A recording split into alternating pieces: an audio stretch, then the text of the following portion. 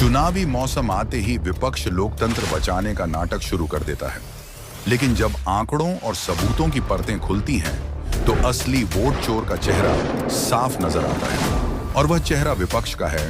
High profile सीटों में voter list को बारीकी से देखा जाए तो कई चौंकाने वाले नतीजे सामने आते हैं। कई लाख संभावित फर्जी वोटर खुलेआम वोट डालने की तैयारी में हैं, और ये सब विपक्ष के गढ़ों में हो रहा है।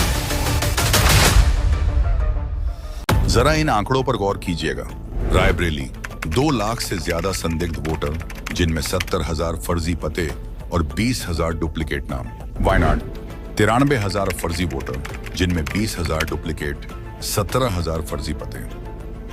डायमंड हार्बर 2.59 लाख संदिग्ध वोटर, सबसे ज्यादा घुसपैठिया वोट बैंक यहीं। कोलाथुर 19,000 से ज्यादा संदिग्ध वोटर, एक पते पर 80 वोटर आईडी। जो विपक्ष आज वोट चोरी के नाम पर सरकार को कोस रहा है, उनके अपने निर्वाचन क्षेत्रों में लोकतंत्र का गला घोंटा जा रहा है।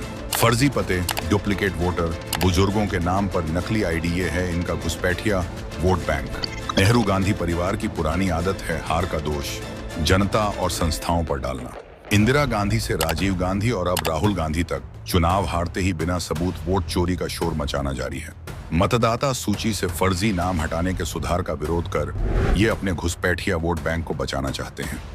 एजेंटों ने फॉर्म 17C पर बिना आपत्ति हस्ताक्षर किए, फिर भी न याचिका दाखिल की, न सबूत दिए, बस भ्रामक प्रचार किया। जरा इन आंकड़ों पर भी नजर डालिए। ये आंकड़े साफ बता रहे हैं कि जो खुद की विधानसभाओं में वोट चोरी का फर्जी काम कर रहे हों, वो दूसरों पर इल्जाम लगाने से पहले आईना देख लें। सबूत सामने आने पर सहयोग करने के बजाय विपक्ष वही पुराना राग अलापता है, हमारा वोट चुरा लिया गया। मगर इनमें चुनाव आयोग में एक भी सबूत दाखिल करने की हिम्मत नहीं। हकीकत ये है कि इनका घुसपैठिया वोट कहीं कट ना जाए। जो सबसे ज्यादा वोट चोरी का शोर मचा रहे हैं, वही अपने गढ़ में वोटर लिस्ट के सबसे बड़े जेब कतरे निकले। लोकतंत्र को लूटने वालों से देश को सावधान रहना होगा, क्योंकि ये खेल सिर्फ चुनाव नहीं, देश की पहचान तक को बदलने का षड्यंत्र है।